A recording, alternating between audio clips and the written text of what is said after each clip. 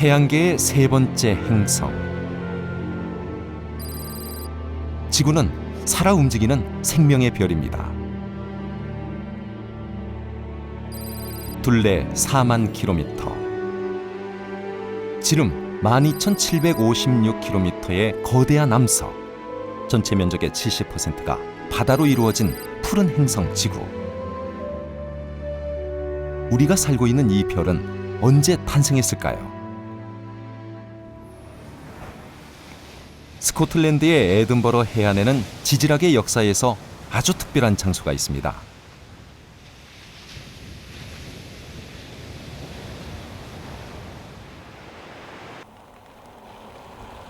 저요?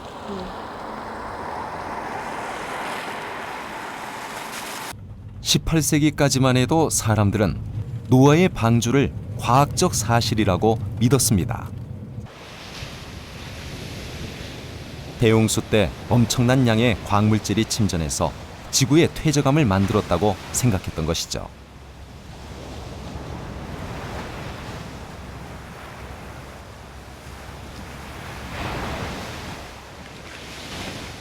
하지만 시카 포인트라 불리는 이곳의 작은 바위가 발견되면서 사람들의 생각이 바뀌었습니다. 지금 보이는 바위는 오래된 회색 지층이 지각 변동으로 치솟은 뒤 침식 작용으로 깎여나간 겁니다. 그 위에 다시 붉은 모래가 쌓이고 침식되면서 두 개의 지층이 서로 맞닿게 되었죠. 이것을 발견한 사람은 18세기 영국의 지질학자 제임스 허턴. So this is the unconformity, the junction between the two different kinds of rocks that James Hutton found at Siccar Point. We have the grey rocks here and the younger red rocks on top.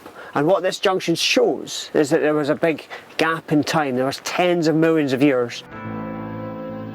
제임스 허턴은 성경에 나온 것처럼 지구가 어떤 사건에 의해 창조된 것이 아니라 아주 오랫동안 침식과 퇴적을 반복하면서 만들어졌다고 주장합니다. 현재 일어나고 있는 지각 변화의 과정이 과거에도 동일하게 반복되었다는 것이죠. And this helped to support his idea that the Earth was very old and that rocks were formed in great cycles of ongoing activity, that the Earth was an engine that kept on going, kept on making new rock. 하지만 당시는 18세기, 신이 과학을 지배하던 시대였습니다. 제임스 허턴의 주장은 창조주로서 신을 거역하는 행위였죠. 성경에 등장하는 인물들의 나이를 역추적하면 태초의 인간인 아담이 만들어진 건 약 6,000년 전. 따라서 당시 사람들은 지구는 6,000년 전 신이 창조했다고 믿었습니다. 지구의 나이에 대해 과학적 근거를 찾기 시작한 건 그로부터 100년 후. 방사성 원소가 발견되면서 지구의 나이를 분석하는 기술이 개발되었습니다. And we fire the laser and make a small pit. 암석에 포함된 방사성 원소 우라늄은 자연 상태에서 일정한 속도로 붕괴하며 납으로 변하게 됩니다. 처음에는 순수한 상태였던 우라늄을 지닌 암석에서 납과 우라늄의 함량을 측정함으로써 이 우라늄이 언제 형성되었는지 그 시기를 예측할 수 있는 겁니다. 이렇게 우라늄을 이용해 지구의 나이를 계산한 최초의 과학자는 20세기 초반의 지질학자 아서 홈스입니다. 당시 그는 21살이었죠. 1915, just a couple of years after he published this work, he wrote a little book called The Age of the Earth, which caused a great stir amongst general geologists and scientists at the time, because in it he said the age of the Earth must be at least 1,600 million years old.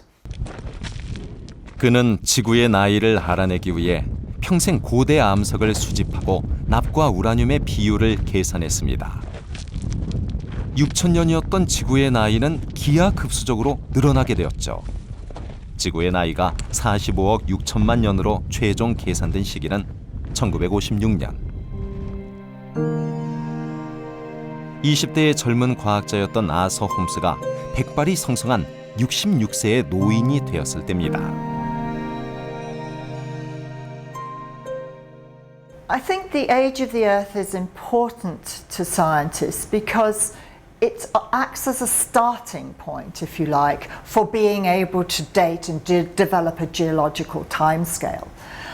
And having developed that geological timescale, we were able to understand all sorts of other processes that go on in the globe, such as the movement of continents around the globe. 45억 6천만 년.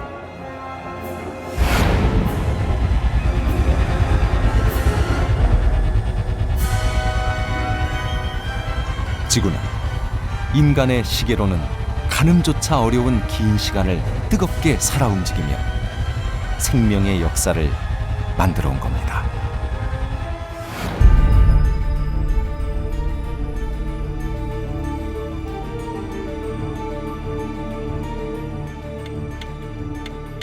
(45억 6천만 년의 시간을 지구의 하루인 24시간으로 압축하면 생명이 번성하기 시작한 것은 밤 10시. 인간은 자정이 되기 2초 전에나 등장합니다. 그리고 지구의 탄생 과정을 살펴보려면 137억 년 전으로 거슬러 올라가야 합니다.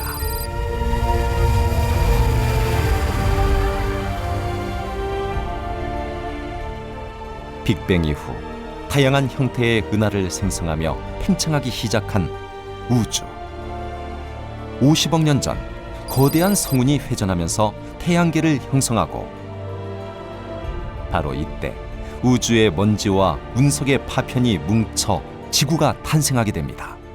That was an unusual number of asteroids and comets which passed through the inner solar system and impacted the Earth as well as the other planets, which means that during that time there was a large number of very large catastrophes happening on the surface.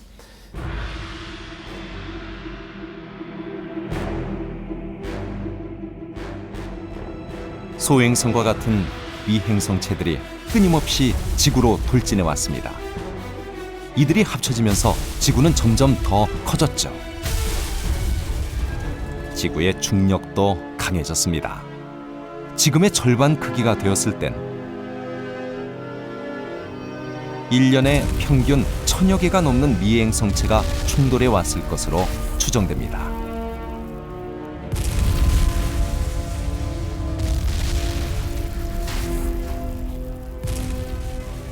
충돌과 함께 막대한 양의 열 에너지가 발생하면서 지구의 표면은 완전히 녹아버렸습니다. 그리고 수백만 년의 세월이 흐르면서 지구는 천천히 식기 시작했죠. 이때 불덩어리였던 지구의 표면이 굳어 지각이 만들어졌습니다.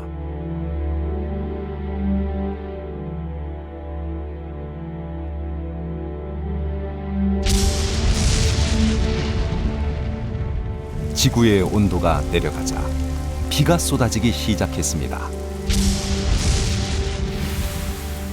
지표의 온도는 더욱 낮아졌죠.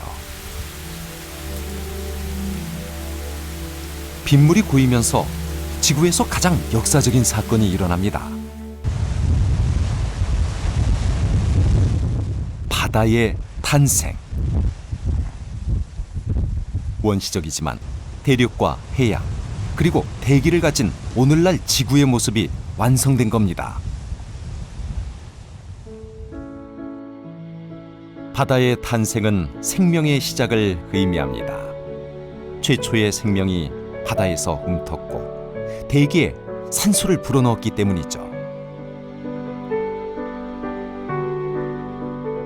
바로 이 물과 산소가 지구를 생명의 별로 바꾸어 놓았습니다. 영양분을 운송하고 체온을 유지해주는 물이 없다면 생명체는 존재하지 못할 겁니다.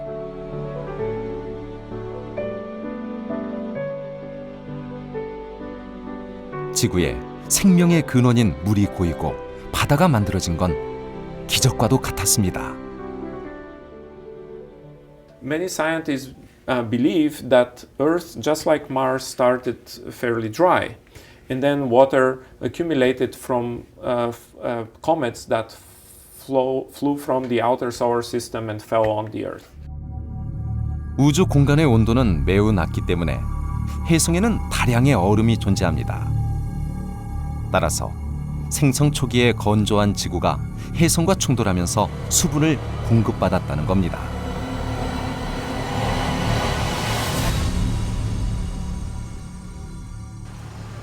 (2001년) 또 하나의 가설이 등장합니다. UCLA에서 지질학을 연구하는 마크 해리슨 교수는 지루코 남속에서 힌트를 얻었죠. 마그마가 굳어서 생성된 지루코는 지구 초창기의 흔적을 담고 있습니다. 크롬 철광에 박혀있는 녹색 결정이 바로 지루콘입니다. To date, we have analyzed 170,000 zircons. We have dated 170,000 zircons from this one outcrop. And of those 170,000, we found something like 6,000 to be older than about 4.2 billion years. 그런데 40억 년 전에 지루콘 결정에서 물이 존재했던 흔적을 찾은 겁니다. 화학 분석을 통해 지루콘이 매우 낮은 온도에서 생성됐다는 것을 확인한 것이죠. 암석이 낮은 온도에서 생성되기 위해선 물이 꼭 필요하기 때문입니다. Water present, not just water that's available to melt from a mineral into a rock, but really excess molecular water to get these low temperatures. And the surprise is that all these old zircons, every single one that we've looked at, every one has this signal of extremely low melting temperatures. 이것은 지구가 생성될 때 이미 물이 존재했다는 것을 의미합니다. 지구를 만든 소행성과 운석들에 물이 풍부하게 포함되어 있었다는 겁니다. 미행성체가 지표에 충돌하면 엄청난 고온 고압 상태가 되는데 이때 암석이 녹으면서 미행성체에 들어있던 물도 지각 아래 갇히게 됩니다. 그리고 지각 변동과 함께 물은 수증기 상태로 대기에 방출됩니다. 대기의 이산화탄소와 결합한 수증기는 구름의 형태로 지구를 둘러쌌습니다.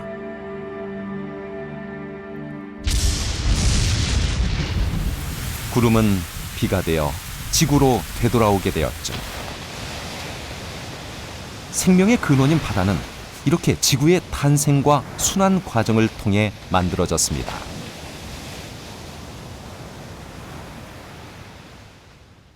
There's a lot of water in the universe. Okay, water is it's pretty common. So the question is, not so much how did it get here, but why did it stay?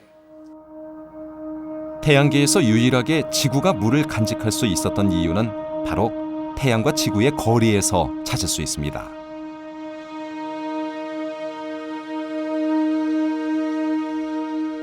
지구보다 태양에 조금 가까운 금성은 표면의 온도가 460도.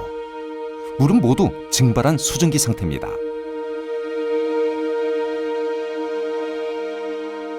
반대로 태양에서 지구보다 1.5배 멀리 있는 화성은 도달하는 태양빛이 지구의 절반도 안 됩니다.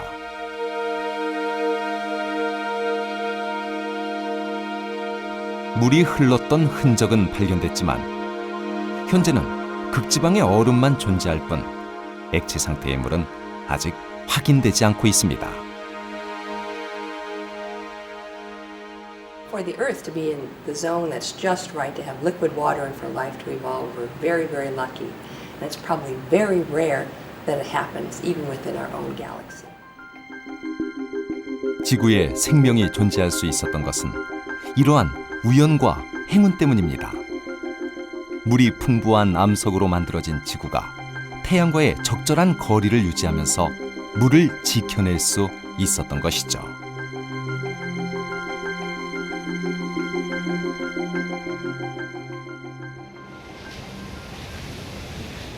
지구 생명체들에게 바다는 고향입니다.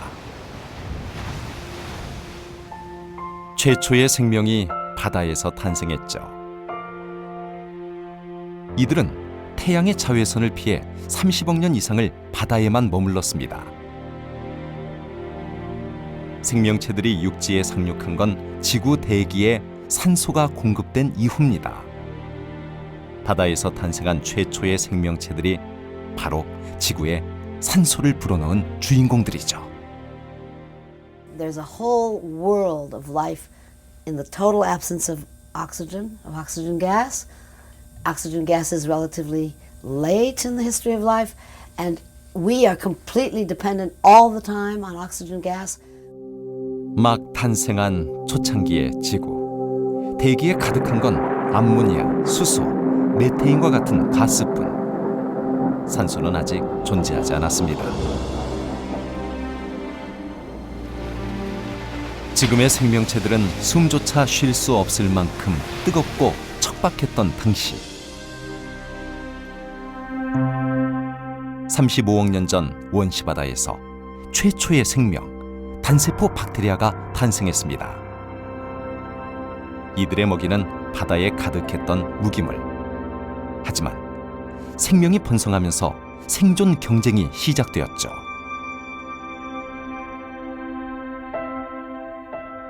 이때 몇몇 박테리아가 태양의 에너지에서 양분을 얻기 시작합니다. 빛 에너지와 이산화탄소를 이용해 영양분을 만들고 대신 산소를 내뿜는 광합성을 하기 시작한 겁니다.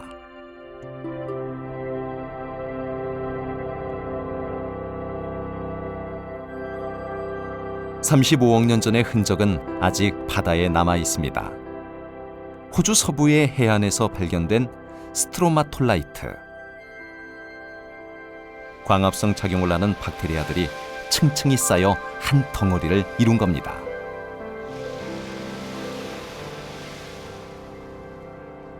All in the entire history of life, the detection of this oxygen is a signature of life, and it's right now, as far as we know, in the universe, the Earth is the only place that we know has it.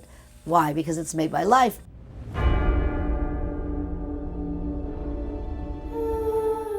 박테리아들이 광합성을 통해 만들어낸 산소는 지구에 많은 변화를 가져왔습니다. 단세포였던 원시 생명체들이 산소에 적응하기 위해 선택한 방법은 공생. 광합성을 하는 박테리아를 먹어 삼킨 다음 세포 기관으로 이용하기 시작한 겁니다. 단세포였던 원시 생명체들은 이를 계기로 다세포 생물로 진화하게 되었죠. 4억 4천여만 년 전 대기의 산소 농도가 높아지면서 자외선을 차단하는 오존층이 생겨납니다. 생명체들이 드디어 육지에 진출하게 되었죠. 이렇게 물과 산소의 등장으로 지구는 생명이 번성하는 푸른 행성으로 진화한 것입니다.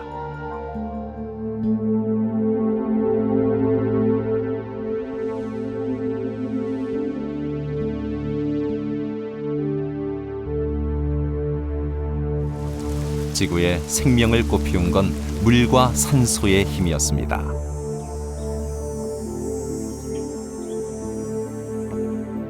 식물이 만든 산소를 이용해 동물은 에너지를 생산하고 이산화탄소를 배출합니다. 이산화탄소는 식물의 영양분이며 탄수화물은 동물의 먹이가 되죠. 이 과정 속에서 수많은 원소들이 순환되면서 생명 활동이 이루어지고 있습니다. 원소들은 다양한 형태로 결합하고 분리되면서 지구와 생명체의 재료를 만들어냈죠. 19세기 말 러시아의 과학자 멘델레예프가 지구를 이루는 이러한 원소들 사이에 규칙을 발견했습니다. 지구에 있는 모든 원소들이 서로 연결고리가 있다고 믿었던 멘델레예프. 그는 원자 중에서 가장 무게가 가벼운 수소 원자를 1로 가정하고 다른 원자들의 상대적 질량을 측정합니다. 이를 원자량이라고 하죠. 수소보다 16배나 무거운 산소의 경우 원자량은 16이 되는 겁니다. 원자량의 크기 순으로 원소를 나열하던 멘델레예프는 7개의 세로 그룹이 형성되는 것을 발견하게 됩니다.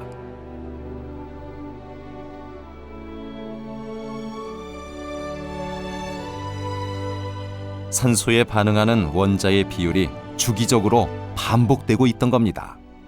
바로 이것을 주기라고 합니다.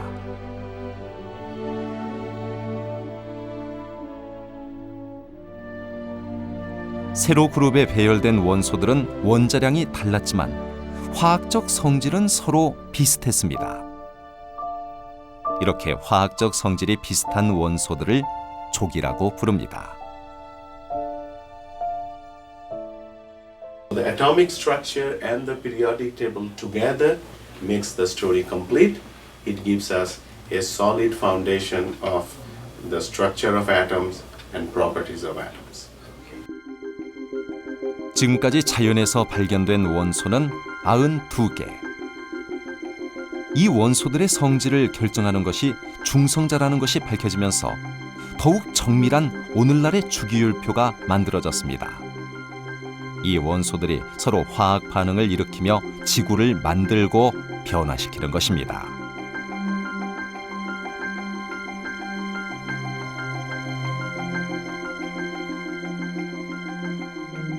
그렇다면 지구를 구성하는 원소는 어디에서 왔을까요?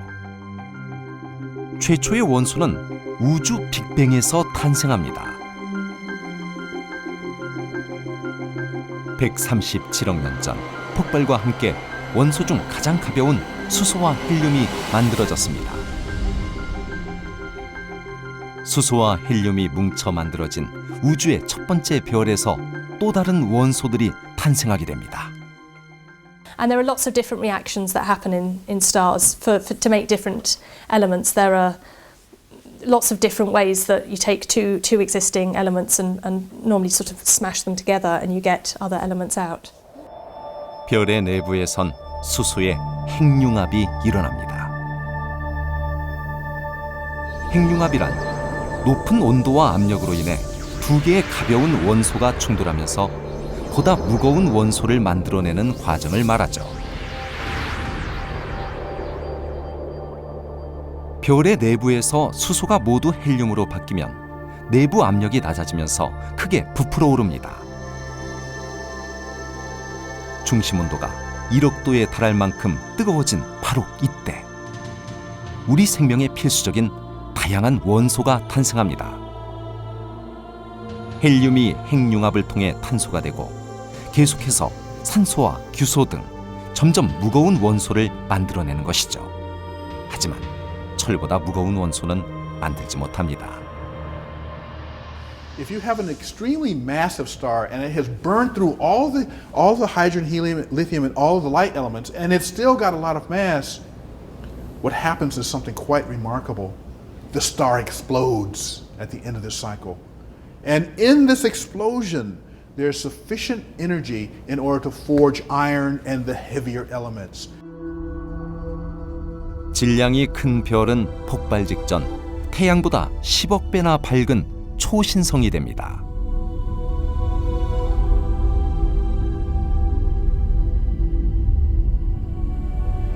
그리고 폭발하는 순간 수초 동안의 짧은 시간에 엄청난 에너지를 방출하며 철보다 무거운 원소들을 만들어냅니다.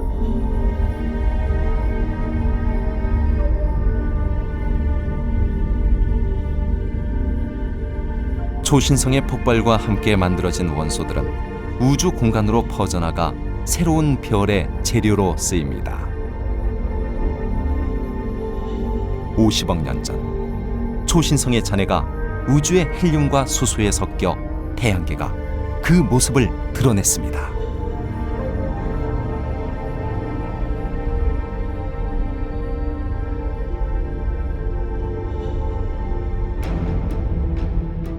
태양계의 형성과 함께 드디어 중력 작용으로 운석들이 뭉쳐서 지구가 탄생합니다.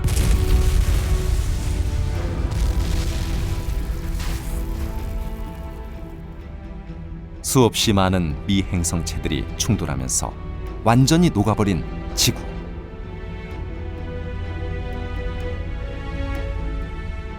마그마가 바다를 이룰 만큼 뜨거워지면서 물질의 분리가 일어나기 시작합니다.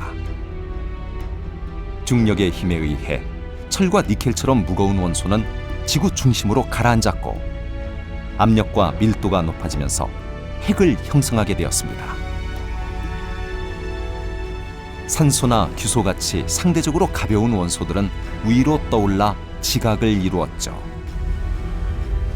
지구가 탄생한 지 45억 6천만 년이 지났지만 지구의 내부는 아직도 뜨겁습니다. 방사성 원소가 방출하는 열기 때문이죠. 바로 이 뜨거운 내부의 열기가 지구를 살아 움직이게 만듭니다.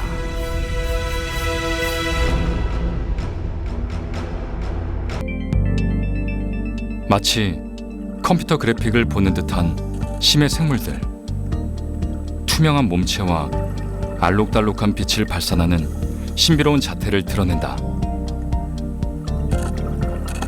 Many of these animals are bioluminescent, so they when they're disturbed in one way or another, they tend to put off some sort of bioluminescence that we still do not understand. 어두운 심해에선 시력보다는 발광이 생존에 유리한지도 모른다. 머리 부분에 붙어있는 긴 막대 끝 부분에서 빛을 발산해 작은 물고기들을 유인해 먹이 사냥을 하는 앵글러피쉬. 희뿌연 눈을 가졌다. 공룡보다 더 오래전인 약 30억 년 전부터 존재했던 것으로 추정되는 유령 상어 역시 눈동자가 텅 비어 보인다. 그렇다면 머릿속의 투명한 배럴 아이는 진화한 걸까 아니면 퇴화한 것일까? 눈처럼 보이는 것은 사실 콧구멍, 투명한 머릿속의 초록빛 반구가 바로 눈이다. 배럴 아이는 눈을 통해 앞을 보거나 머리 바로 위를 볼 수 있다고 알려져 있다. No matter how much we study the ocean, we still know almost nothing. The fact that we know more about the moon than we know about the deep sea. The fact that almost every time we go into the ocean, we discover something new. Some new fact, some new observation, even sometimes new species. 이른 아침 6시, 캘리포니아 몬터레이만 부두가 술렁인다. 무인 잠수정을 싣고 심해 1000m 탐사를 나가기 때문이다. 일주일에 평균 서너 번 심해 탐사를 하는 몬터레이만 수족관 연구소.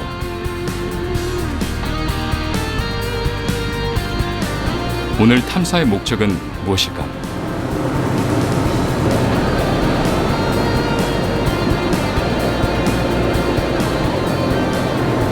Part of the Monterey Bay Canyon just off of what's called Smooth Ridge and recover the benthic respirometry system that we put out about a month ago on another cruise. So that's an set of instruments that allows us to use how organisms use oxygen. 한 달 전 심해 생물 관찰을 위해 미리 설치해둔 해저 호흡계. 실험 지역의 동일 개체들을 수집해 각각 8개의 공간에 넣어두었다. 과연 그 사이에 어떤 변화가 있었을까? 부두를 출발한 지 1시간 남짓. 드디어 탐사 지점에 도착했다. 약 2.5톤에 달하는 이 장비는 1850m까지 잠수할 수 있는 무인 잠수정 벤타나다.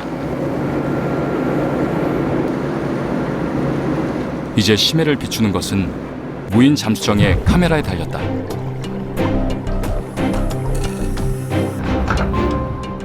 한편 무인 잠수정을 원격 조종하는 통제실.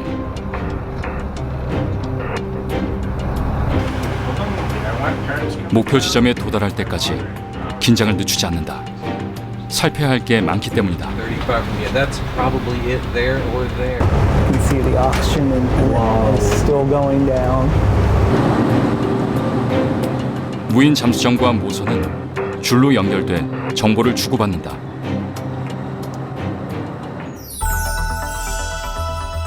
수심이 깊어지면서 만나게 된 낯선 풍경. 눈보라치는 광경과 비슷해서 이름마저 바다눈이다.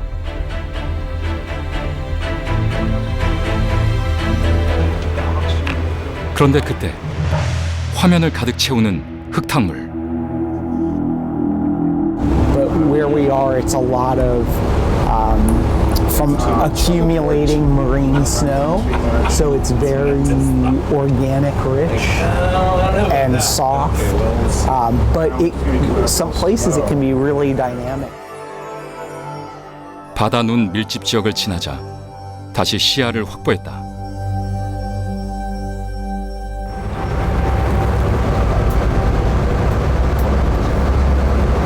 Seeing some of the typical benthic bottom fish we see, grenadier rat tails, Sebastolobus, which is a species of related rockfish that are really common down here.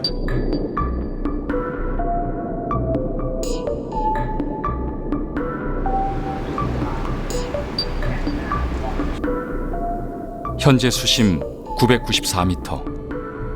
무인 잠수정의 조명을 제외하면 암흑 그 자체다. So that's what we were looking for. We actually hermit crabs. You know, just like on the shore that find a shell, these are deep water ones.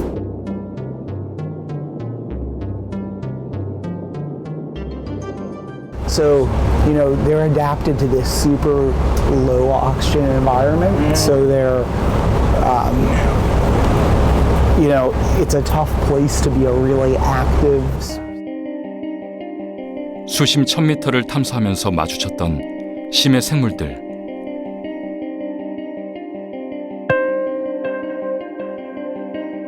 심해 탐사의 묘미는 예상치 못했던 상황에서 새로운 생물들을 만나는 데 있다.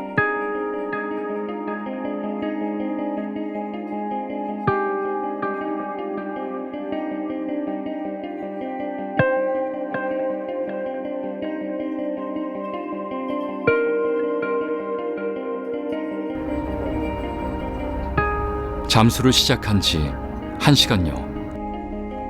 드디어 미리 설치해뒀던 해저 호흡계를 찾았다. 무인 잠수정을 원격 조종하는 조종사의 손놀림도 빨라졌다. 해저 호흡계에 가까이 다가가는 무인 잠수정. 표류하지 않도록 고정해 놓았던 줄을 풀어주기 위해서다.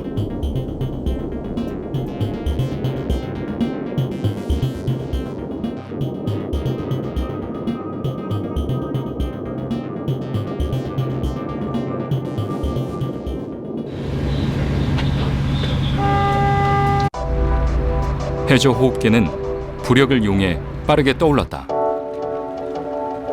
심해 생물을 포획했거나 실험을 했을 경우엔 최대한 신속하고 안전하게 끌어올려야 한다.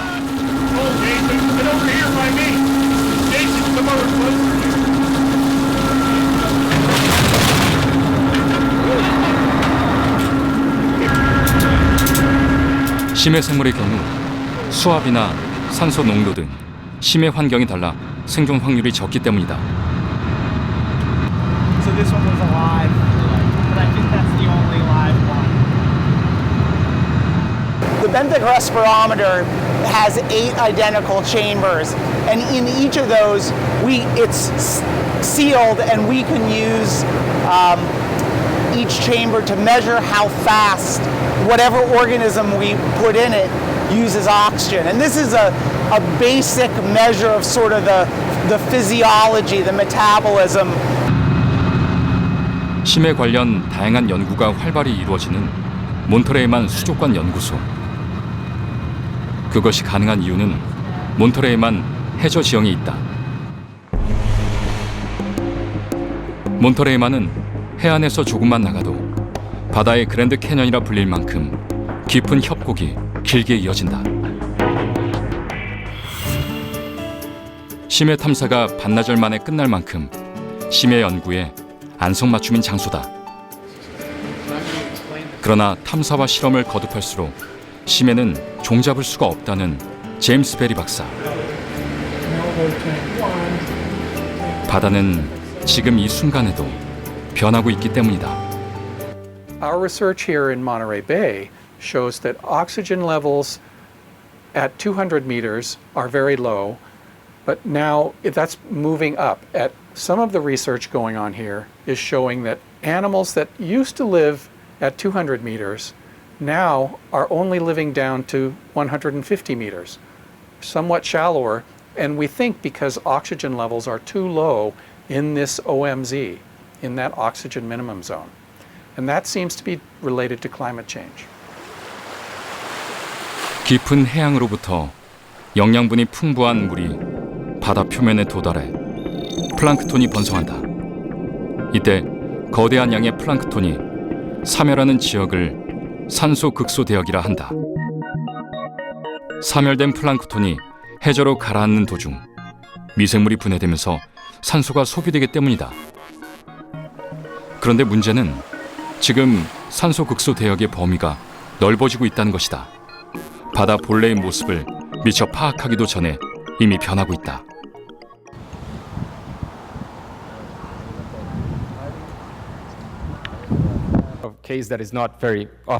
수심 150m 내외를 연구하는 캘리포니아 과학 아카데미의 루이스 로차 박사. 그는 직접 잠수를 하는 해양 생태학자다.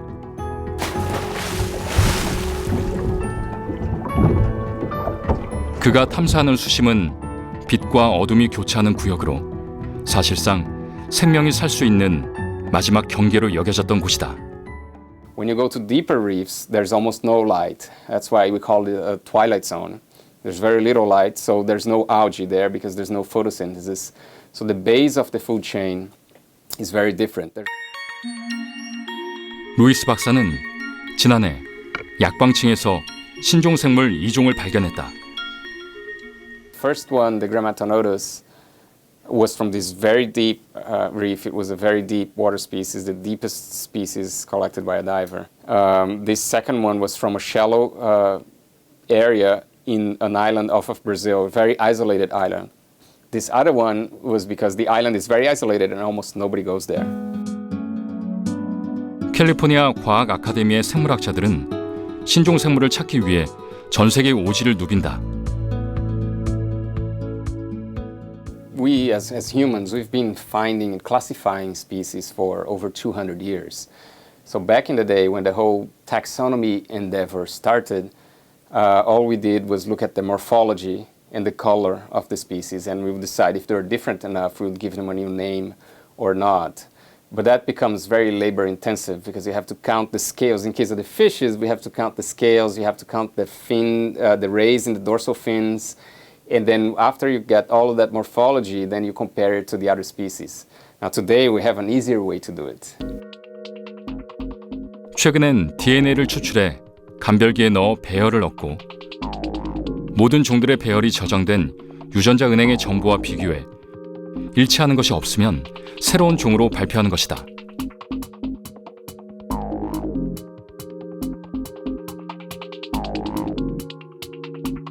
It's nice. I mean, it's a great feeling. It's like being the first to go to the moon or something like that. Those places that we go to, nobody has ever been to before. 해양 생물학에선 생물의 존재가 희박해지는 약광층을 심해 연구 대상으로 삼지만 일반적으로 심해는 좀 더 깊은 곳을 의미한다.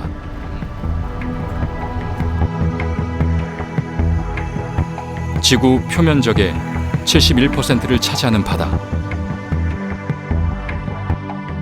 더 가까이 들여다보는 심해는 육지의 지형과 크게 다르지 않다. 산과 평원은 물론 깊고 좁은 산맥 모양으로 솟아오른 해령이 자리 잡고 있는가 하면 해구라 불리는 수심 7,000m 이상의 깊은 계곡도 존재한다. 10길 물속은 알아도 한 길 사람 속은 모른다는 속담이 있습니다. 그만큼 사람의 속마음을 헤아리기가 어렵다는 이야기일 텐데요. 10길 물속이라 하면 수심이 약 30m 정도에 해당합니다. 이 정도 깊이라면 우리가 스쿠버 장비를 이용해서 직접 들어가 볼 수 있는 그런 깊이인데요. 그렇다면 사람들은 언제부터 바닷속을 들여다보기 시작했고 또 얼마나 깊이까지 들어가 보았을까요? 기원전 332년 마케도니아의 알렉산더 대왕이 전쟁 중 적지에 수중 장애물을 보내기 위해 잠수부를 보냈던 기록이 전설처럼 남아있다. 그 이후 1872년 12월 5명의 과학자와 1명의 화가가 탑승한 챌린저호가 영국을 떠나는 역사적인 사건이 발생했다. 당시로선 최신 과학 장비와 실험실을 구비한 최초의 해양과학 탐사였기 때문이다. 총 12만 8천 킬로미터를 항해하면서 해양 자료를 수집한 곳은 360여 지점. 바다의 깊이를 잰 지점은 490여 개. 당시 기술로 8,000m 수심을 측정한 기록도 있었다.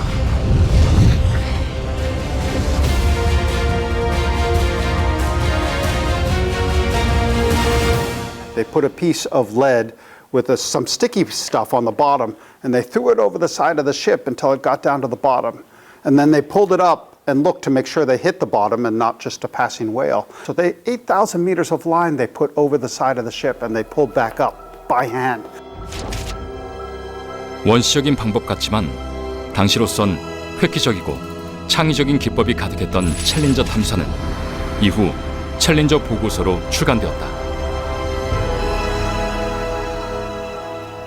챌린저 항해 중 수집한 자료가 너무 많아서 탐사 보고서 발간을 완료하는데 거의 20년 가까이 걸렸습니다.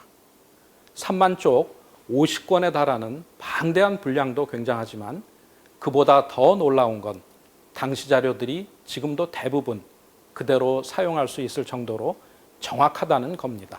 이후 바다에 직접 들어가 탐사하고픈 인간의 욕구가 커지면서 등장한 것이 바로 심해를 탐사할 수 있는 유인 잠수정입니다. 심해 과학 탐사에 새로운 장을 연 역사적인 사건이었습니다. 화산 활동이 활발한 지역에선 해저 지각의 틈새가 발달하는데 뜨거운 물이 차가운 해수를 만나면서 광물들은 침전되어 주변 암석 위에 내려앉게 된다. 광물의 침전이 점점 진행되면서 안이 움푹한 굴뚝들의 크기가 점점 커지게 된다. 더욱 놀라운 것은 열수 분출공 주변에 서식하는 생명체의 발견이었다.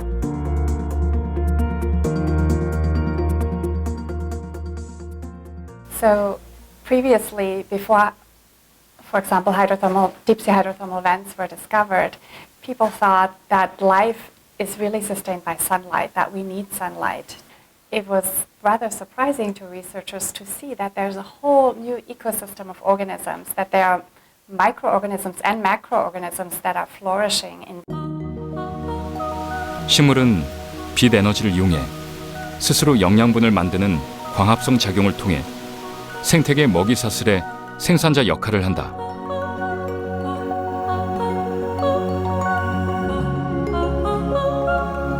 그래서 바닷속의 생태계도 태양빛이 도달하는 곳에서만 존재한다고 믿었던 것이다.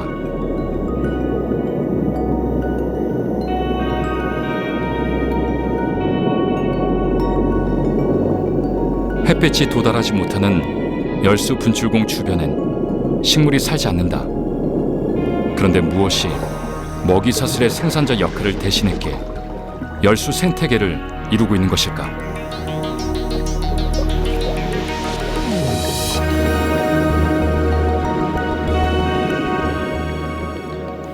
So the key was how can they make a living without the energy from sunlight? And I think that was the most surprising to researchers, and it kind of overthrew this paradigm that you need sunlight to make a living.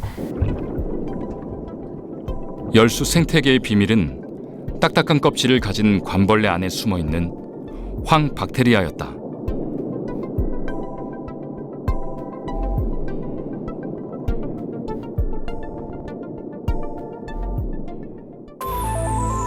황박테리아는 열수공을 통해 분출된 황화철을 화학 합성해 영양분을 만들어 식물의 역할을 대신해 온 것이다.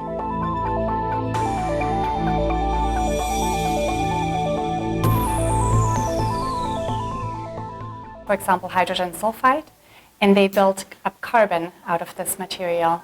Now with this carbon that they build, they can support larger animals.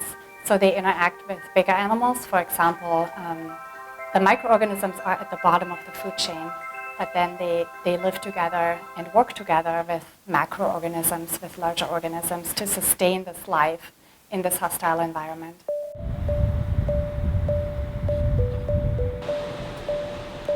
미국 에너지부 산하의 공동유전체 연구소. 극한 조건 아래서 번식하는 미생물을 연구하는 곳이다. 열수 생태계를 이해하기 위해 어떤 식으로 진화하고 생존해 왔는지를 연구 중인 타냐 워키 박사.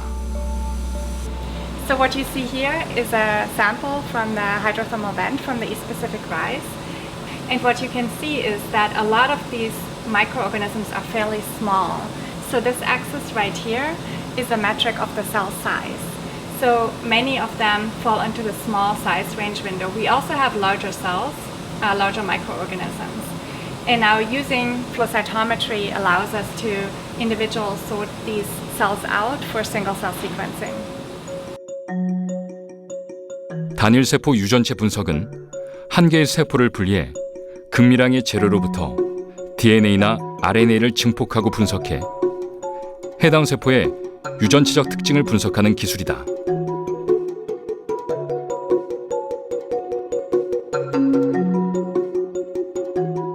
수십억 개의 효소와 유전체의 복제본을 만드는 데 성공해 아직까지도 풀리지 않는 열수 생태계 연구에 한 걸음 다가서게 된 것이다.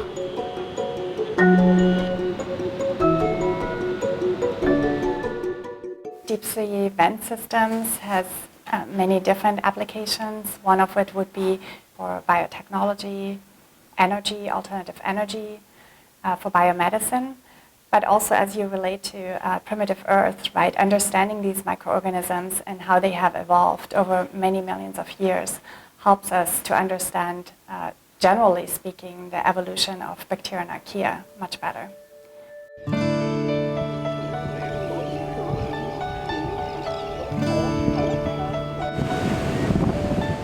심해 탐사를 가능하게 했던 것은 미지의 세계에 대한 호기심과 용기,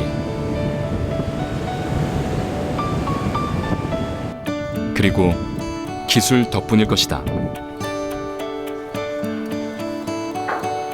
몬터레이만 수족관 연구소의 무인 잠수정 벤타나. This is the ROV Ventana. It's an ROV that was purpose-built for MBARI, or the Monterey Bay Aquarium Research Institute, back in 1987. So it's one of the longest-running ROVs out in the field. We carry on board an HD camera for primary viewing. We also carry up to 16 separate standard definition cameras for giving us our third dimension. 벤타나는 지난 30년간 4,000회 이상의 잠수와 수중에서 16,000시간이 넘는 탐사 기록을 가진 베테랑 잠수정이다. 심해로 내려간 벤타나를 원격 조종하는 중앙 통제실. We usually travel with a complement of 2 ROV pilots and usually 2 to 5 scientists. So the chief pilot, or the pilot of the day, sits here, and he will run the ROV using the joystick to make it move through the water.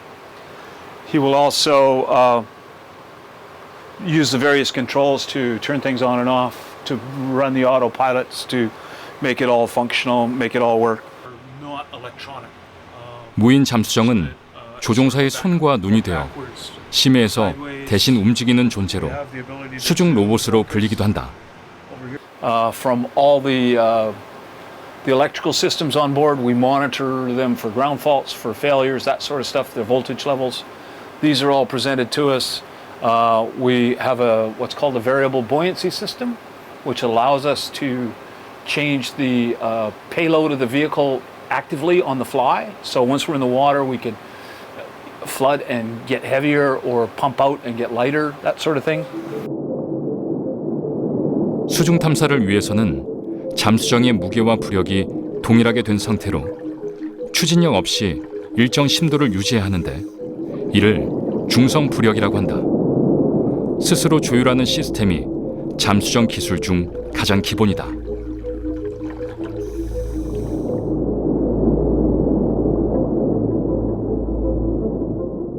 You really, when you're operating the ROV, you really have to be aware, like I said earlier, of your surroundings. So when you work on the seafloor, there's it could be a flat sandy bottom, or it could be a canyon wall, could be boulders, could be subject to mudslides, landslides. So you have to be aware of all these things and conscious of them, and be prepared to react as quickly as possible.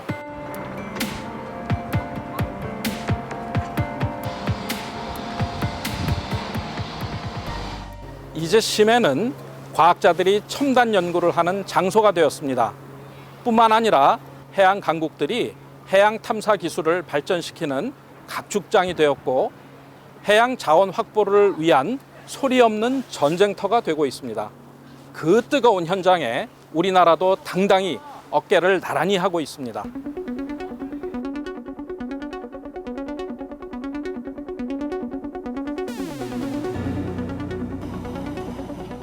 지난 9월 5일 한국과 중국에 심해 탐사용 수중 로봇 관련 학회가 열렸다. And we dive just one times at this site, and the line shows the trajectories. 최근에 중국에서 수중 로봇에 대한 연구가 상당히 활발하게 이루어지고 있고 그런 관계로 인해 가지고 중국과 어떤 기술 교류를 좀 도모하는 그런 차원으로 지금 진행을 하고 있습니다. 이날 많은 주목을 받은 것은 해미래. 지난 2006년 동해 바다에서 진수식을 가졌던 우리나라에서 개발한 무인 잠수정이다.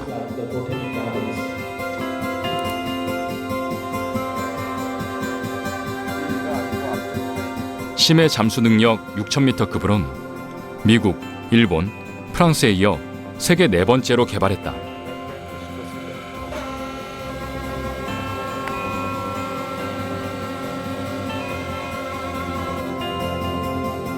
10월 서태평양 탐사를 앞두고 점검에 여념이 없는 해미래 개발팀. 버티컬. 네, 버티컬 다운. 네, 좋습니다. 방향 맞았습니다. 네, 좋습니다. 다시. 우리나라는 전문 파일럿 대신 해미래 개발 연구원이 조종관을 잡는다. 저희의 장비라고 하는 거는 이제 하드웨어적으로 구성되어 있는 것을 봤을 때는 전혀 떨어지는 게 없고요.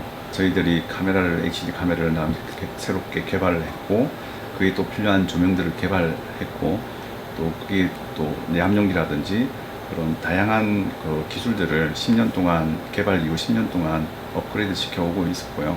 단지 이제 그 선진국과의 차이는 가장 큰 것이 이제 그런 심해저에 대한 탐사의 경험이, 다양한 경험이 없다는 것이 가장 큰 차이일 것이고.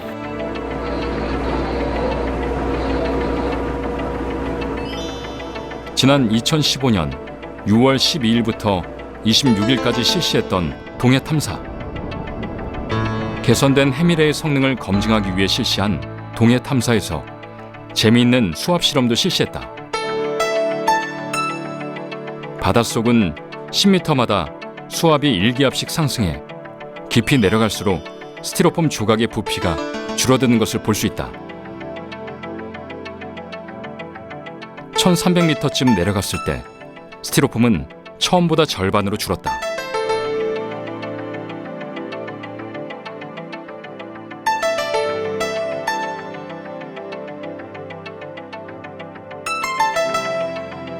동해의 해양 생물 다양성 자료를 확보하기 위한 심해 생물 채집, 그리고 퇴적물 채취를 수행하면서 총 10번의 자망을 마쳤다.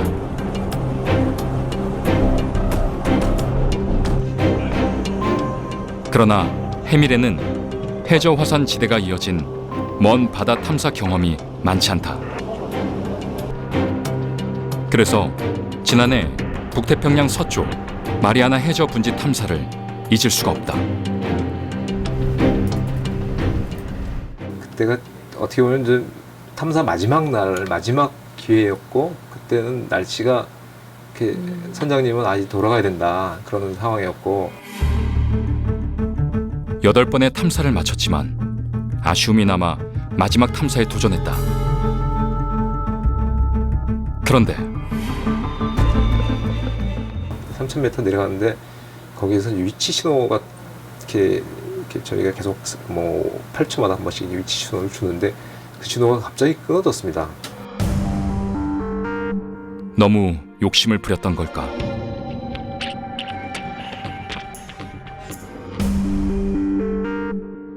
근데 이제 어느 순간부터 다시 또 신호가 들어오더라고요. 한 30분 뒤에. 다시 시작된 잠수. 해미레가 탐사 현장 화면을 보내오기 시작했다. 거기는 그 검은색 바탕으로 쭉 색깔이 바뀌더라고요. 거의 뭐 아마겟돈 같은 지옥에 들어가는 것 같은 그런 분위기가 되면서 기대도 하고, 아 이게 뭔가 있을 것 같다 하는 기대도 하고.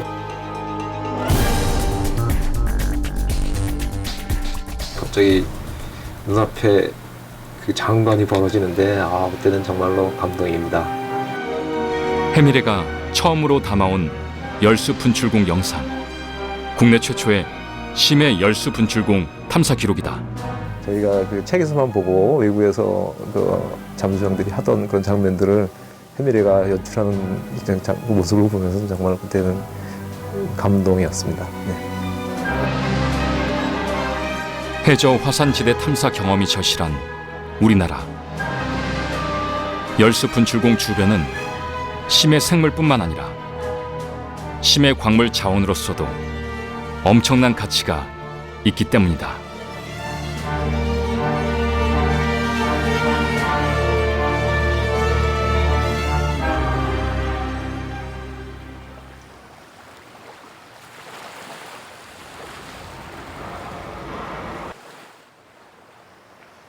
지난 9월 27일 거제도 장목항에 우리나라의 유일한 해양조사선 온누리호가 입항했다.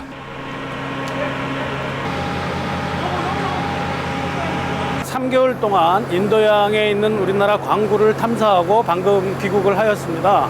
이번 탐사는 인도양에 우리나라가 보유한 해저 열수 광산에 대한 자원을 조사한 것으로서 이 자료들은 저희가 앞으로 개발을 위한 그러한 기초 자료로 활용될 예정입니다. 열수 광산이란 해저 화산 활동에 의해서 형성된 광물의 한 종류다. 해저 화산 활동이 끝나면 열수 분출공을 통해 빠져나왔던 금속 화합물들이 바닷물에 비해 무거워 대부분 주변에 쌓인다. 한번 개발하고 나면 없어지는 화석 자원과는 달리 지각 운동이 계속되는 한 지속적으로 만들어지고 있는 살아있는 자원으로 알려져 있다. 현재 우리나라가 확보한 열수 광산은 통가, 피지, 인도양까지 모두 합쳐 37,000 평방킬로미터. 경상도 면적보다 큰 탐사 광구를 확보하고 있다. 이 지역에 따라서는 사실 금이 많은 경우도 있고 은이 많은 경우도 있고 또 구리가 많이 분포하는 지역도 있고 좀 지역마다 그런 특색이 다르게 분포를 하고 있습니다. 그래서 이제 거기에 대한 특성들을 저희가 파악하는 것이 과학적 연구의 한 분야가 되겠습니다.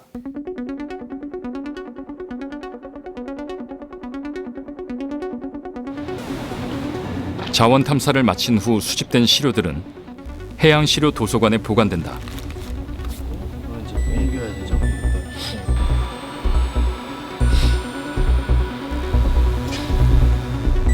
육상의 자원처럼 눈으로 일일이 확인하기 어렵기 때문에 시료 분석은 무엇보다 중요하다.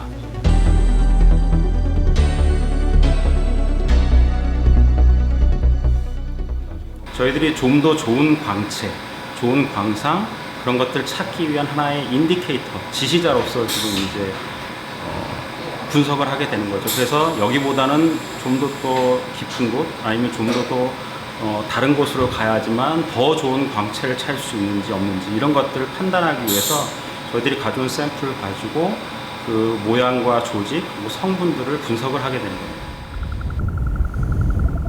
인간 생활의 편리를 위해 끊임없이 채굴되는 육상의 자원들. 자원 고갈에 대한 해답을 심해에서 찾은 것이다.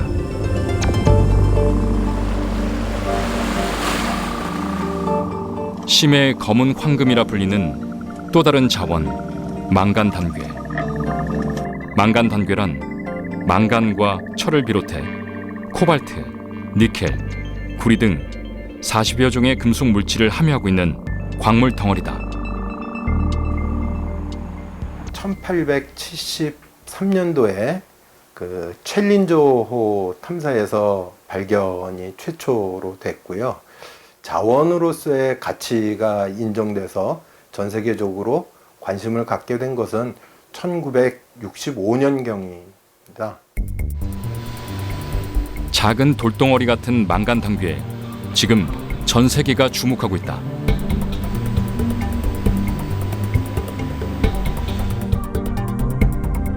해저 5,000m 심해저에서 자라는 망간 단괴는 상어 이빨, 뼈, 작은 결정 등의 입자로 이루어진 핵 주위에 금속 성분이 침전되면서 형성된다. 40여 종에 달하는 유용 금속을 함유한 금속 산화물이다. 이들 망간단계 오버액억톤에 들어있는 금속은 육상 광물 자원에 비해 월등히 더 많은 양이라고 할 수 있습니다. 니켈은 약 2.5배, 또 코발트는 4배, 또 망간은 7배 정도 육상 광물에 비해서 더 많이 분포하고 있는 것이 사실입니다. 우리나라는 지난 2002년 망간 단괴 개발 광구를 확정지었다. 태평양 공해상에 남한 면적의 4분의 3에 달하는 해양 영토를 확보한 셈이다. 그렇다면 망간 단괴는 어떻게 찾을 수 있을까? 실제로 망간 단계 분포 지역은 너무나 넓은 면적이기 때문에 무인 잠수정으로도 조사가 어려운 것이 사실입니다.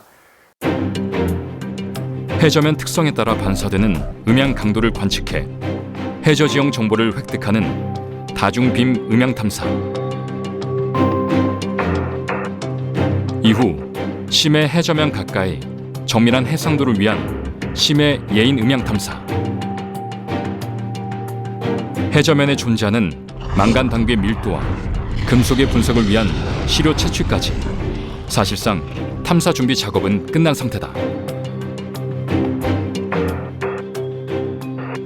망간 단계는 공해상에 부존되어 있기 때문에 2020년경에 국제 해저기구가 망간 단계 개발 규칙을 제정할 것으로 예정되어 있습니다. 그때까지 우리나라가 해야 할 것은 친환경적인 개발 방법, 예를 들어서 보다 효율적인 채광 작업에 대한 방법, 또한 그 배출 물질을 축소하는 그런 연구들이 필요하다고 생각을 합니다. 심해저와 그 자원은 인류의 공동 유산이다. 1982년 UN 해양법 협약은 선언했다. 이제 지구의 마지막 남은 미개척지마저 훼손할 수 없기 때문이다. 어쩌면 바닷속은 이미 몸살을 앓고 있는지도 모른다.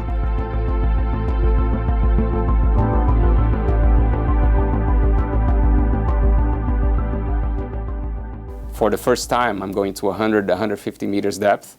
When I get there, guess what I see? Plastic. So there's human influence everywhere. If I had to say that the public should know something about the ocean today, is that it's being touched by humans in every single corner of it. 그렇다면 더 깊은 심해의 사정은 어떨까?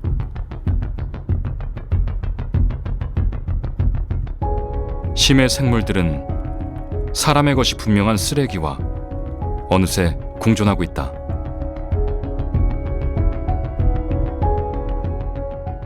The importance of deep sea exploration is that it gives us an idea of what's going on in the ocean from the surface down to the ocean floor. In the past, the ocean has sort of been thought of as, in many instances, as sort of a place where you could put things and they'll disappear from sight. So a dumping ground, a trash area. 동해 수심 2천여 미터에서 탐사를 했던 해미래.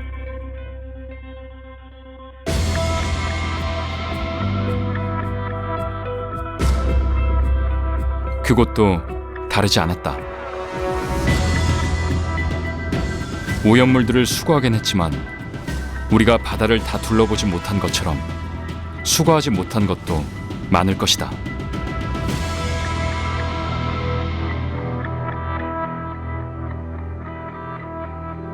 관찰과 실험을 마칠 때마다 몬터레이만 수족관 연구소의 무인 잠수정은 뒷정리를 위해 바다에 투입되는 경우가 많다.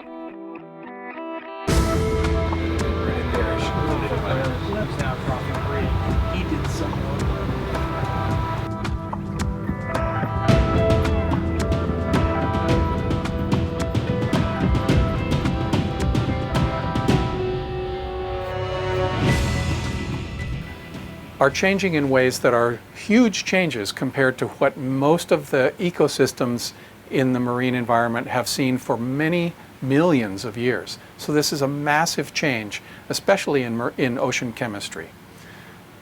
How will that affect individual organisms or whole populations or entire species? We still don't know. 아주 많은 일들이 벌어지는 심해. 그 크기와 깊이만으로도 이미 중요한 서식지다. 우리는 아직도 바다에 대해 알아야 할 것이 많다.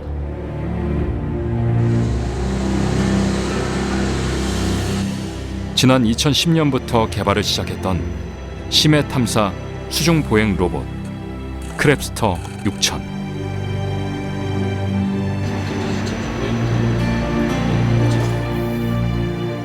세계 최초로 수중에서 보행이 가능하고 부드럽게 헤엄도 칠 수 있다. 기존의 무인 잠수정과 눈에 띄는 차이는 또 있다. 이 심해 환경을 이 잠수정이 들어가서 막 헤집어 놓는 경우가 많이 있거든요. 예를 들면 이제 뭐 퇴적 토양층을 헤집어서 막 이렇게 흔들어 놓는다든지, 아니면 열수 광상을 막 부딪혀서 부러뜨린다든지 하는 그런 상황들이 많이 있는데, 프로펠러 없이 다리로 이동함으로써 해저의 교란을 최소화하면서 근접해서 관찰을 할 수 있고 또 샘플을 채취할 수 있는 이제 그런 장점을 가지도록 크랩스터를 개발했습니다. 지난해 12월 북태평양 필리핀의 시범 탐사 당시 과연 관절이 많은 크랩스터가 심해 환경을 견딜 수 있을지 걱정이었다. 저는 500m 통과, 500m 통과, 400m 사격에 가고 있습니다. 잠시 후 크랩스터 6000이 착륙한 지점은 심해 4743m. 시범 탐사는 성공이었다. 영향을 최소한으로 줄이려는 노력은 계속돼야 한다. 심해 생물들의 환영을 받을 때까지. 생명이 살고 있는 이 지구라는 것이 그 우주 전체를 통틀어서도 아주 드물고 귀중한 천체가 되는 것이고요. 그중에서 이 바다는 생명이 시작된 그런 지역이기 때문에 우리가 반드시 관심을 가져야 될 부분이라고 생각합니다. 많은 미래학자들이 우리 인류의 미래는 바다에 달려 있다라고 이야기합니다. 바다는 인간이 필요로 하는 다양한 자원을 가지고 있을 뿐만 아니라 우리가 쾌적하게 살기에 좋은 환경을 만들어주기 때문이죠. 그동안 세계 각국에서 경쟁적으로 심해 탐사를 하고 있지만 지금까지 우리가 심해에 대해 알고 있는 것은 빙산의 일각에 불과합니다. 아직도 심해는 탐사할 때마다 새로운 생물과 우리가 몰랐던 자원이 발견되는 미지의 세계로 남아 있습니다. 이것이 바로 우리가 더 깊은 바다를 탐사해야 되는 이유일 것입니다.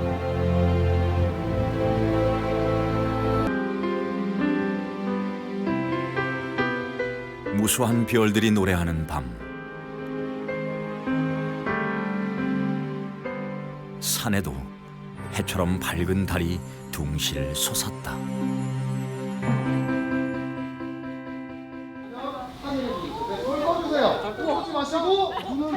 한겨울에도 불구하고 천문대엔 많은 사람들이 달을 보러 왔다. 달에는 옥토끼도 항아선녀도 없다.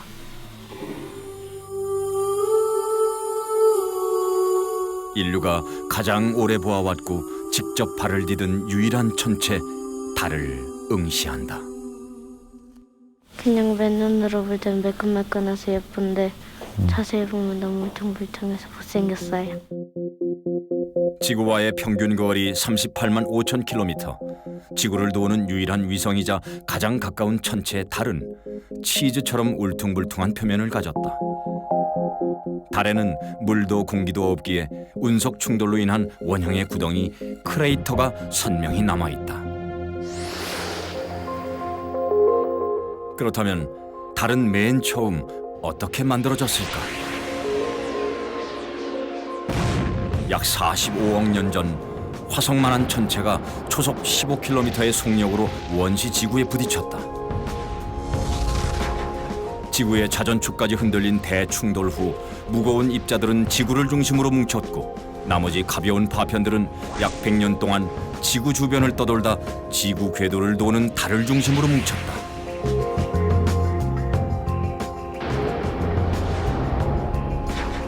약 43억 년 전 달의 남극과 지름이 2,500km에 이르는 거대한 분지 에이트켄이 만들어졌다.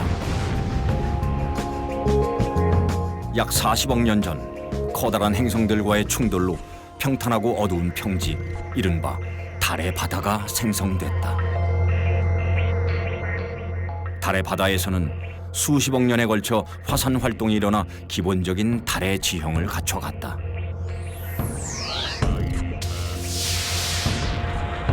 이후 약 10억 년 전까지 무수한 운석과의 충돌로 중소급의 크레이터가 만들어지면서 빛이 우산살처럼 바깥으로 뻗어나가는 현재의 달의 모습을 갖추게 되었다.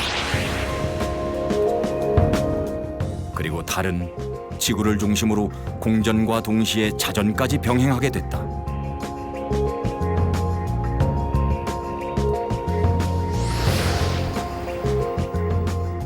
달은 자전과 공전 주기가 같기 때문에 지구에서는 항상 달의 같은 모습, 앞면밖에 볼 수 없게 되었다.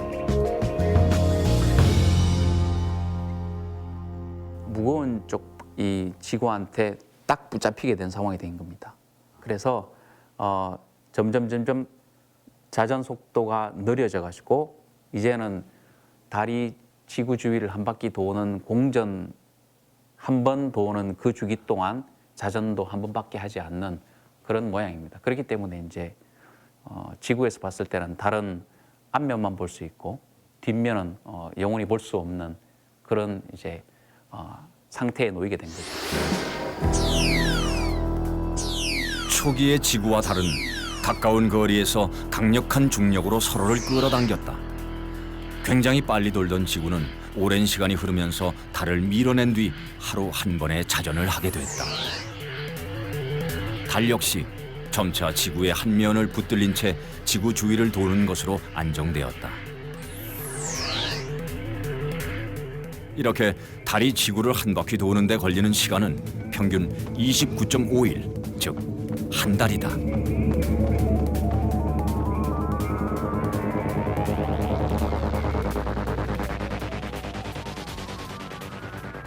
육안으로는 영원히 볼 수 없는 달의 뒷면을 위성이 포착했다. 달의 뒷면은 우주의 상처, 크레이터들로 가득하다.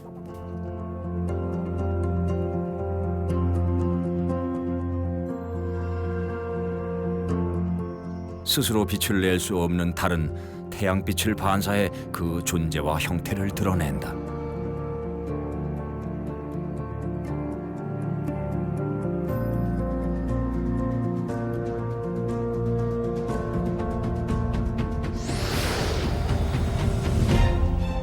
달은 차고 이지러지기를 반복하며 sak에서 망에 이르는 시간의 개념을 인류에게 선사했다.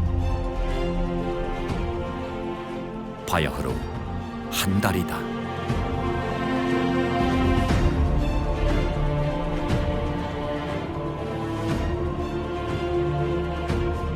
그렇게 달은 우리에게 왔다.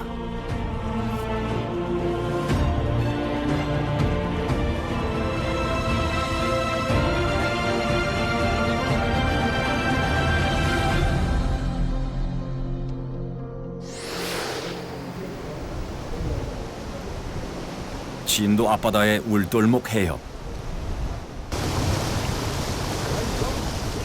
바닷물이 거칠게 울며 돌아 울돌이라 불리는 이곳의 다른 이름은 울명자의 다리량자. 그 이름도 유명한 명량이다.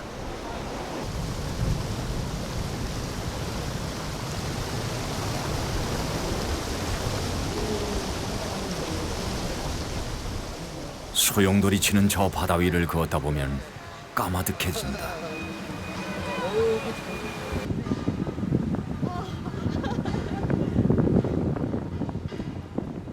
가슴이 막 두근두근 무서워요.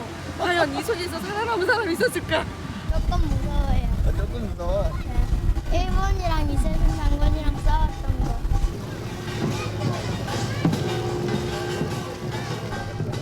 항시 거북유람선을 만날 수 있는 명량의 고장에서는 매년 10월 초 정유재란 때 벌어진 명량해전의 승전을 기리는 축제가 열린다.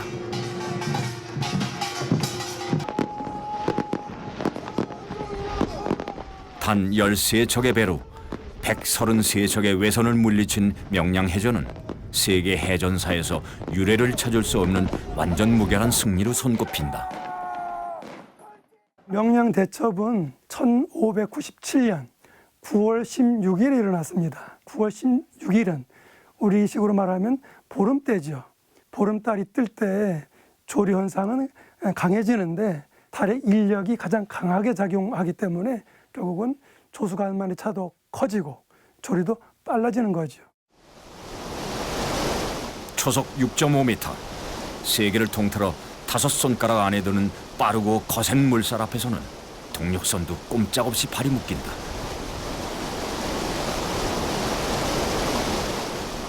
옆으로 밀리거나 물에 휩쓸려 뒤로 떠밀리기 일수다.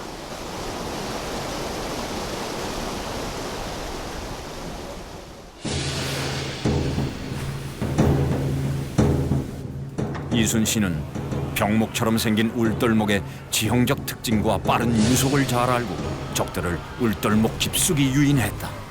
지금이다. 배를 우편으로 돌려 강포를 발사하라. 계획은 명중했다.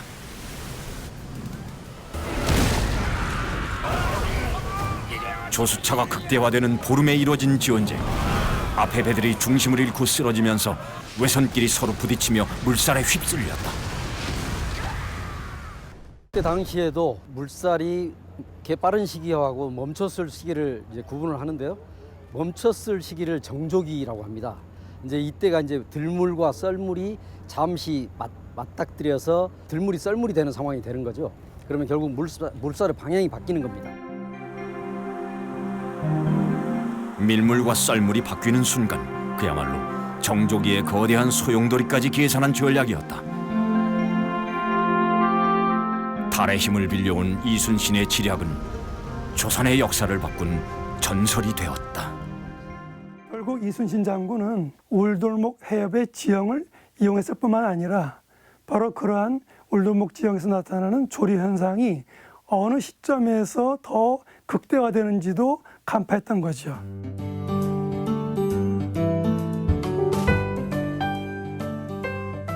아름다운 한려 수도를 넉넉히 품은 경남 통영.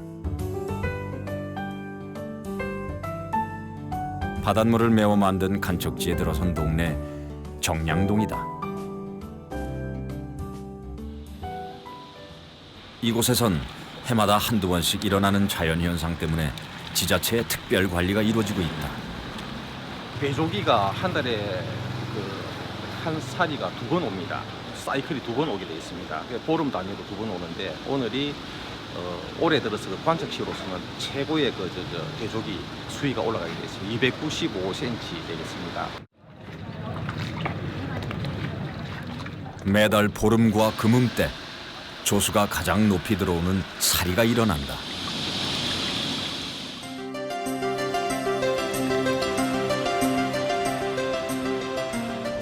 특히 큰 사리가 되면 바닷물이 역류해 도심이 물바다가 된다. 침수 피해가 크지 않아도 염분이 있는 바닷물이기 때문에 자동차의 통행 제한은 물론 주민들의 불편함이 이만저만이 아니다. 장화를 들고 다니는 건 다반사. 내가 볼일 보러 갔는데 물이 들면 요 못 들어가거든. 그래서 영업시간 되면은 주차 공간 요 못 들어가고 정리하고 있지. 이러면 장사도 안 되고 여기서 스트레스 많이 받습니다 지금. 제가 올게요. 짐 받고. 우리 삶도 때로는 달을 피해갈 수 없다. 그렇다면 바닷물의 수위가 왜 이토록 높아지는 것일까?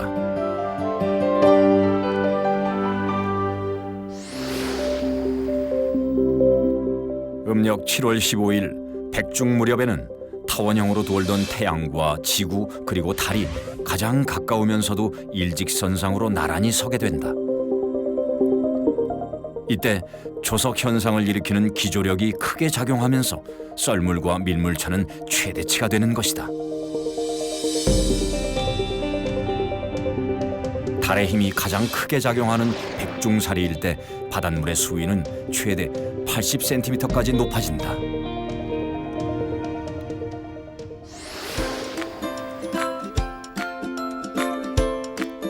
인천 소래포구도 백중사리를 피해갈 수 없다. 게장 좋은 거만 달라고. 아니 게장 안 달. 어시장 1번지는 한창 꽃게 대목이다. 시장 내 상인 및 소래포구를 찾으신 손님 여러분께 안내 말씀드립니다. 오늘은 1년 중에 바닷물이 가장 많이 들어오는 사이로 현재 시간부터 5시 40분까지 들어오게 됩니다. 바닷가 쪽으로 나가시기 마시기 바라며 안전요원의 안내를 받으시기 바랍니다. 바닷물이 들이차기 전에 짐을 옮기느라 분주해진다. 이거 어디로 가져가세요? 이거 여기는 물이 여기까지 들어오니까 저쪽 안에는 물이 안 들어오거든요. 육지 쪽은. 그러니까 그쪽에 안전한 데다 갖다 놓고 이제 나중에 또 갖고 들어와요. 피난 가는 거야 피난. 미안합니다. 자 어렵게 피난 가네요. 힘들게. 자 가세요. 죄송합니다.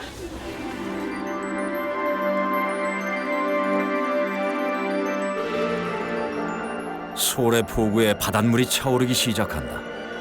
7월 백중사리에 오리다리 부러진다는 속담이 있을 정도로 이맘때 물살은 빠르고 거세다.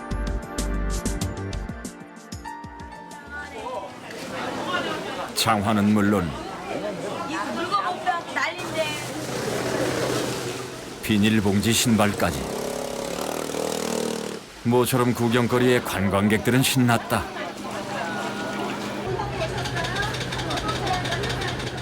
오토바이는 시동이 꺼지고 말았다.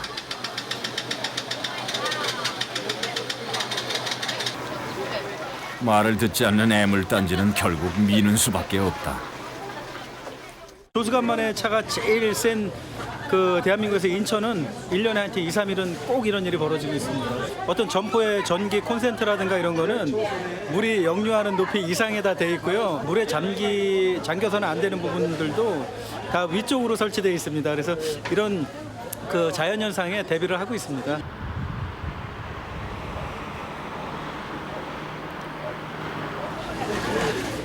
달과 바다가 가져다준 때 아닌 해프닝. 덕분에 잠시 장사를 접고 달콤한 휴식을 즐긴다.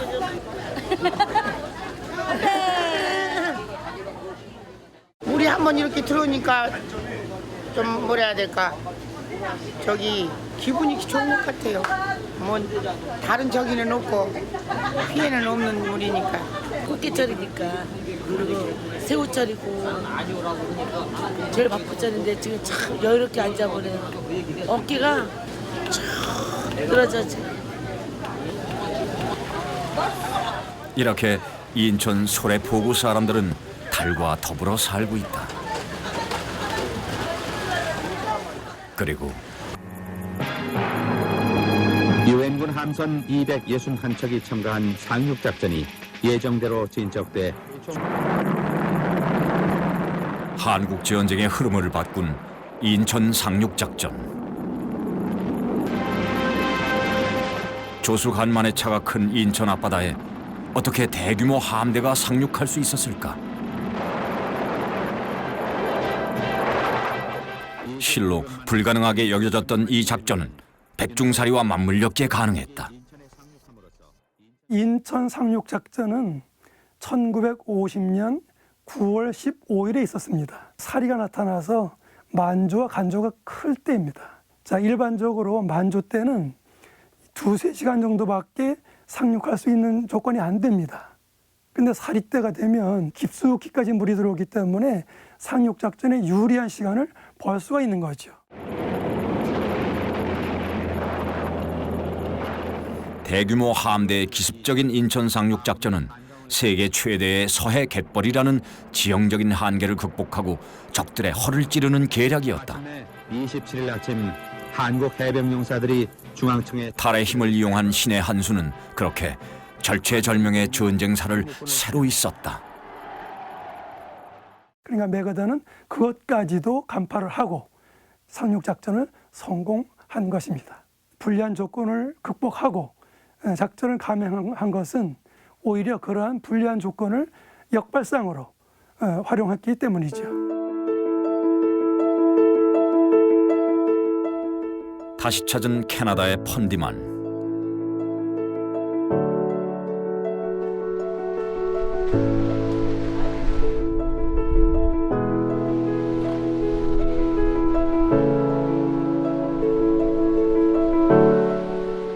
달의 지배를 받는 거대한 바다의 움직임은 단단한 바위를 깎아내리며 생채기를 남기고 있다.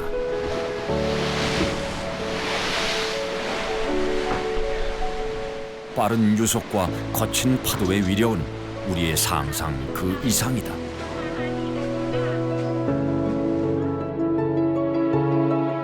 달이 일으키는 썰물과 밀물, 이 거대한 움직임은 달을 점점 밀어내고 있다.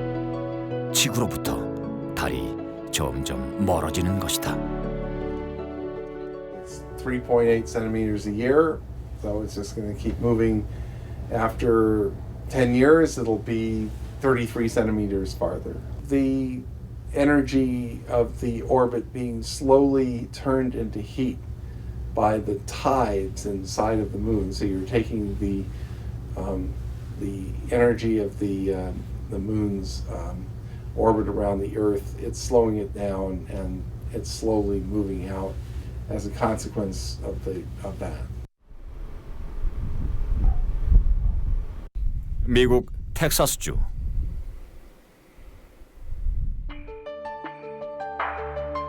그 어떤 건물도 빛도 없는 이 드넓은 광야는 달을 비롯한 천체를 관찰하기엔 최적의 장소다. 해발 고도 약 2,000m에 자리 잡은 맥도널드 천문대는 외계 은하와 천체들을 전문적으로 연구하는 곳이다.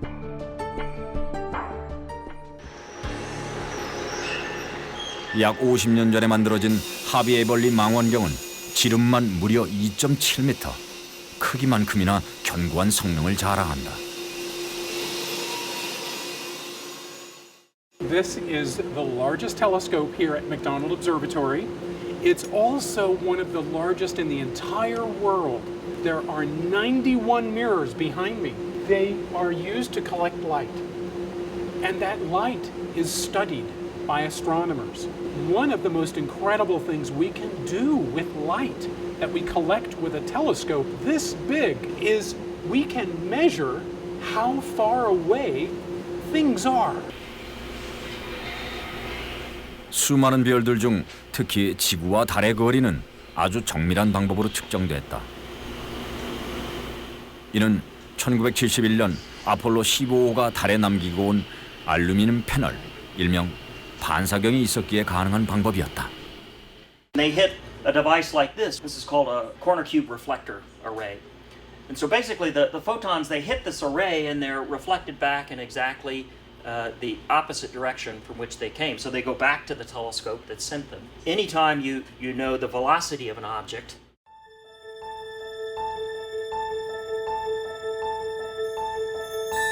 텍사스의 밤이 깃든다.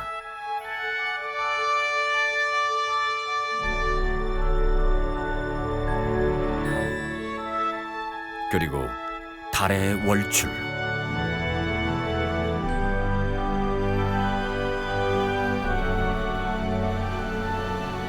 이 달을 두 눈에 담고픈 마음들은 똑같다.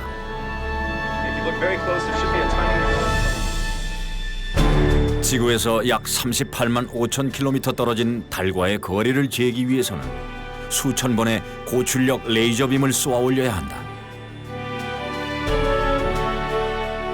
움직이는 달에 레이저를 쏘는 고난도 작업.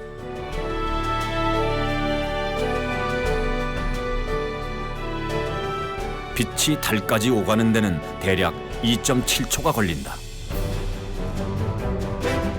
그런데 빛에 도달 시간이 점점 길어지고 있다. 달이 멀어지는 것이다. 달이 지구 주위를 돌면서 지구에 있는 물을 바닷물을 이렇게 당기게 되는데요. 지구는 자전을 이것보다는 더 빨리 합니다. 그러니까 지구에서 마찰이 생기는 거죠. 마찰력 때문에 지구의 자전 속도가 점점 느려지게 되고, 그다음에 그 힘은 어디로 가는가 하면 달이 지구로부터 점점 멀어지는 그 힘으로 가게 됩니다. 지구와 달은 서로를 끌어당기는 인력으로 각각의 회전 운동에 제동을 걸고 있다. 특히 달은 거대한 기조력으로 지구의 바닷물을 끌어당기는 조수차를 만드는데 이 거대한 간만조는 지구의 자전 운동에 마찰을 일으킨다. 즉, 달이 지구의 바닷물을 잡고 있기 때문에 지구의 자전이 점점 느려져 언젠가 지구의 하루는 25시간이 된다. 결국 달이 지구에 일으키는 조석 때문에 지구의 자전 속도가 점점 느려지면서 달도 1년에 3.8cm씩 멀어지게 되었다. 달이 사라지면 지구는 자전을 완전히 멈출지도 모른다.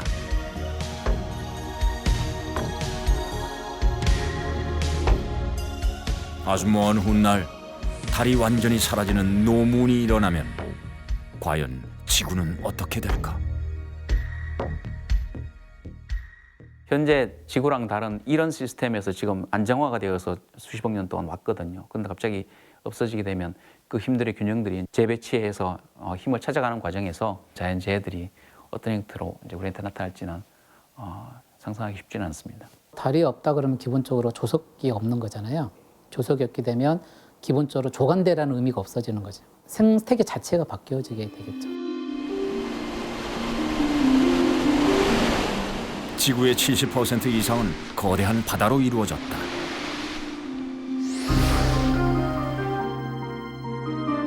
물의 행성이라 불리는 이 푸른 별 지구에서 달이 사라진다면 결국 바다의 흐름,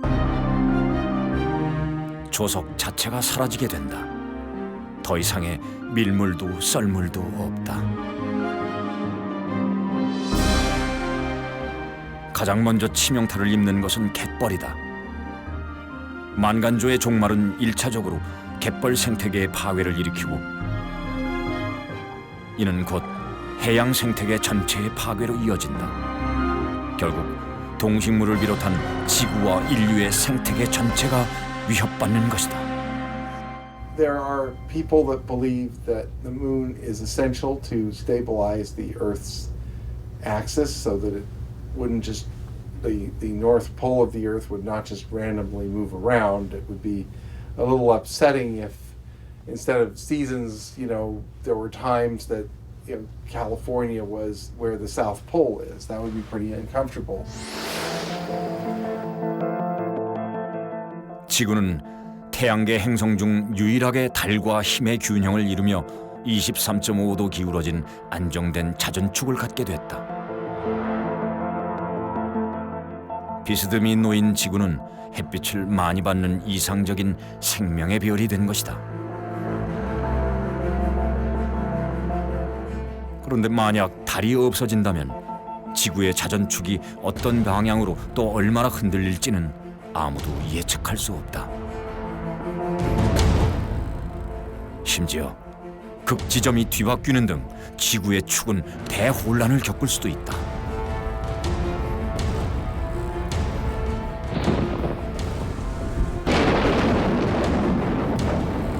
자전축의 변화는 극심한 기후변화를 가져온다. 바람은 아예 사라지거나 혹은 맹렬해지고 계절도 그 특정 기후도 사라진다. 어쩌면 열대지역이 극지역처럼 눈보라에 휩싸이게 될지도 모른다. 생명체가 더 이상 살 수 없는 멸종의 행성이 되고 만다.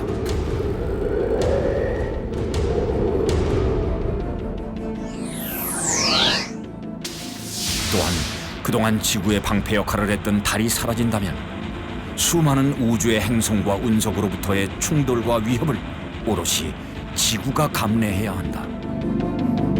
하지만 다행히 이는 적어도 15억 년 뒤의 일이다. 1년에 3.8cm라는 것은 커 보이지만 그게 아무리 계산을 많이 해도요. 우리가 살고 있는 인류가 살고 있는 몇만 년 이런 정도 수준에서는 거의 차이를 보이지 않습니다. 몇십억 년 정도 지나야지 그래야 이제 아주 멀리까지 가게 되는 없어지거나 이렇게 되는 겁니다.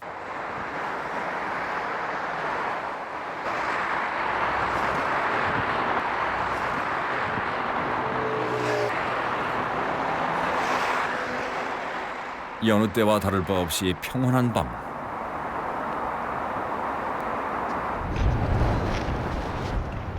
도심 한쪽에서 분주한 사람들이 있다. 서울의 야경을 찍는 사진 출사팀. 이들에게는 특별하고도 설레는 밤이다. 오늘은 이제 68년 만에 슈퍼문이 뜬다 그래가지고 이렇게 추운 날씨에도 불구하고 이렇게 슈퍼문을 찍으러 왔습니다. 사실 슈퍼문이라고 하는 것은 어느 점성술사가 재앙을 암시하는 커다란 달을 빗대어 처음 사용한 단어다. 이제 슈퍼문은 평균 이상으로 크게 보이는 달을 가리킴과 동시에 많은 사람들이 기다리는 특별한 순간이 됐다. 드디어 슈퍼문이 떴다.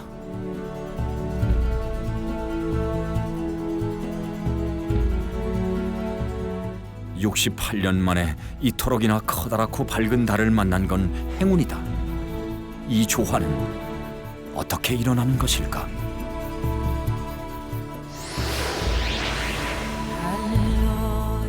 지구 주위를 타원형으로 공전하던 달이 평소보다 약 3만 킬로미터 정도 더 가까워지는 근지점에 이른다.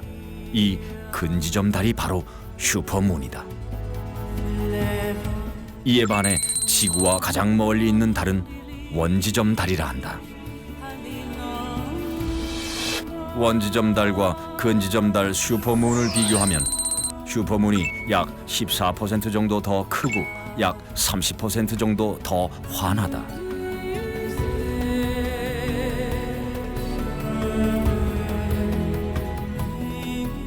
이토록이나 크고 이토록이나 밝은 달.